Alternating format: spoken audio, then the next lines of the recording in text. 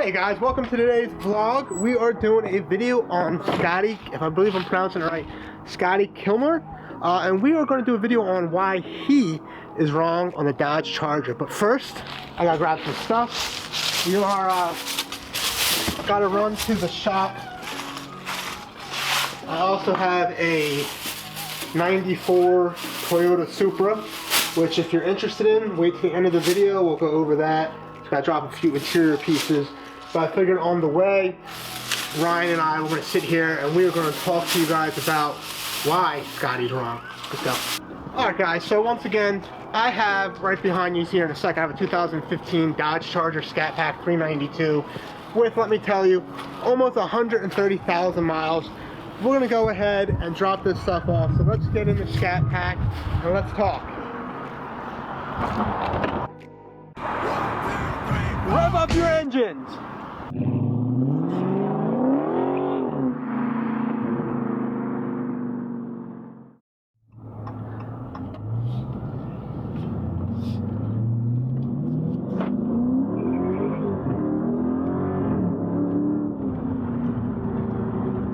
Alright guys, let's talk about today's video, guys. So, before we what I'm really going to be focused on is this one particular video that Scotty did with, I want to say, it looks like a 2011 maybe Dodge Charger.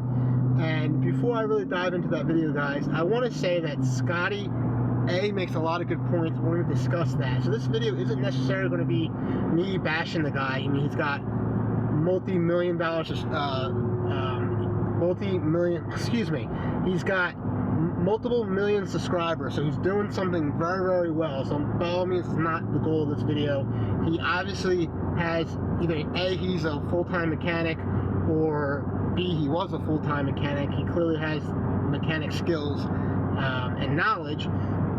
So how I came across him, I suppose, is I've been doing videos on my Charger Scat Pack for years now. As I mentioned earlier, this car has almost 130,000 miles, and I've been kind of doing videos through its whole life cycle.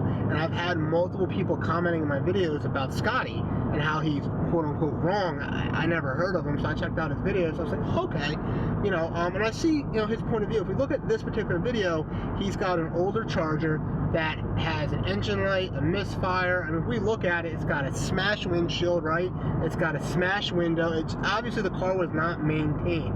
So the issue that I have is Scotty essentially said at the end of his video, like, this is why I don't buy Dodge products, or maybe he said FCA products, because they don't hold up.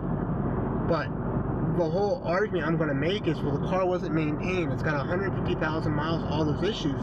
Of course, if any of my friends approach me like, oh, should I buy this Charger? Of course I'm going to say no.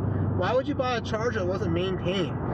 With that being said, there are things he's right about. When he says that, oh, you know, he makes a recommendation to buy the V6 and to buy less miles, of course, a V6, anything like a V6 or a 4-cylinder, it's not that they're built better, there's just less moving parts, there's less things to go wrong with these type of vehicles, and they're more of an A to B car, where, these cars are A to B cars, but they're really not, because they're built for speed, they're built for fun, so you're going to have a tendency to drive it that way, just like I did a second ago, which is, ironically enough, when you watch him driving, he's still beating on it.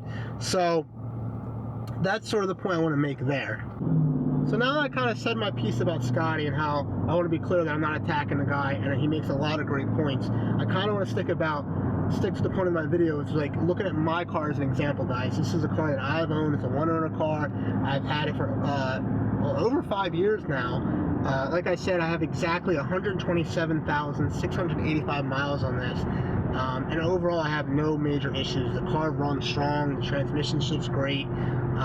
Yes, he did point out in his video that the Charger he was working on had the old Chrysler 5-speed, where this has a ZF, I think it's German 8-speed transmission, which has been doing a phenomenal job, by the way. But I've been dealing with a lot with my videos where people A, comment about Scotty, and then B, want to know about the reliability, because Dodge doesn't have the best reputation for reliability, and I agree. I've always felt the same way. This is my first FCA product, and it's been holding up very well, and I feel as though the FCA has been really stepping their game up. And I just want to say that if you're interested in these cars, that if you find one that is maintained, then it's a good car. Yes, obviously, if my Charger looked like the Charger he used in his video had cracked windshields and this is cracked, engine lights are on, there's a mist, like obviously the car wasn't maintained. You know, of course don't buy that. I mean, you could do that. I've seen Hondas in a similar condition, which ironically enough, I want to point out that ironically enough, when he does a video on a Honda, I believe it was a Honda crossover, I mean, this car had less miles, it clearly was maintained, no cracks anywhere. I almost feel like the interior was vacuumed, like it was a Honda crossover, and it had, I think, like maybe 100,000 miles on it. And I think that's ironic because those cars, Honda, Toyota are great cars, and they make great cars. I'm not sitting here arguing that, but it's not fair to FCA to say that they make bad cars when those cars aren't maintained, and especially when they're driven differently, which he does point out. At the end of the day, something like a 4-cylinder Civic should outlast a 6.4-liter Hemi engine making almost 500 horsepower that is driven a certain way. Think of these cars like athletes. Think of them like a boxer, like a Mike Tyson or any of those big-time boxers where they're in phenomenal shape, but they beat up their fucking bodies. That's how these cars are driven. Now, the biggest difference from my car is that I take care of it. It is maintained. Do I drive it the way that most people drive these cars? Yes, I do. And you can check out my videos. There's a ton of videos. I've raced this car. I've done road trips in this car. I mean, I've done it all with this thing. I really feel like I'm your typical Chrysler, or I should say Mopar customer, if you will. And he's right about that. I think he makes a lot of good points. But once again, it's not fair to say that I wouldn't recommend a Dodge product just because you got customers coming in that aren't taking care of their cars. Matter of fact, he even has people in the comment sections talking about that, making the same point. And I forget exactly what they said, but you know, it's something to the effect of like, this man being Scotty, blames everyone but the car owner. I mean, that's one quote I vaguely remember. But there's multiple quotes that I'm probably popping up right now that, you know, even in his own videos that people are pointing out, like, why, you know, why. So if you guys, once again, I think I'm making a very good argument. Tell me what you think below. Do you agree with me? Do you think that even if a car is neglected, that, you know, it should hold up better? Do Hondas hold up better if they're neglected? What do you guys think? I'm making a valid point. And if you like this video, make sure you hit that like button. I greatly appreciate it. If you're actually more curious to see how an owner who keeps up with their Chrysler product, how these cars hold up, subscribe to my channel. Once again, I'm doing non-stop videos on how this car treats me, how it holds up, how I drive it. So make sure you hit that subscribe button, guys.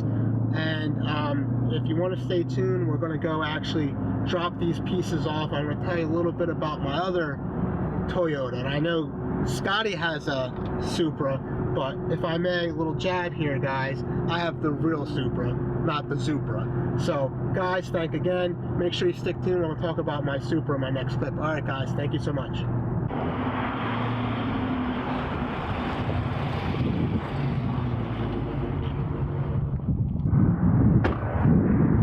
Thank you for sticking around to the end of the video, guys. I'm at my shop that's building the Supra. I'm going to run in. I got to drop off these interior pieces. I'm going to get a final update. Update you guys what's going on. If you're new to the channel, I do have a 94 Toyota Supra, big turbo. So let's go ahead to the next clip and I'll give you guys an update. Alright guys, just leaving the shop. So I got great news actually. I've been waiting for this bit of news forever. The car is done Friday. I'm picking it up Friday. The biggest holdup was there's little clips coming in that are OEM to get my wheel liner actually in the car. And then he's supposed to be bolting in an AC line. But he told me Friday, the car, I'm picking it up. So obviously not this video, but my very next video, I should have the Supra, guys. So I am excited. Thank you for sticking around. Make sure you subscribe. There's going to be plenty of content on the 392 and how these cars are reliable. And there's going to be a ton of content on this big turbo Supra, baby. I'll see you guys next video. Peace.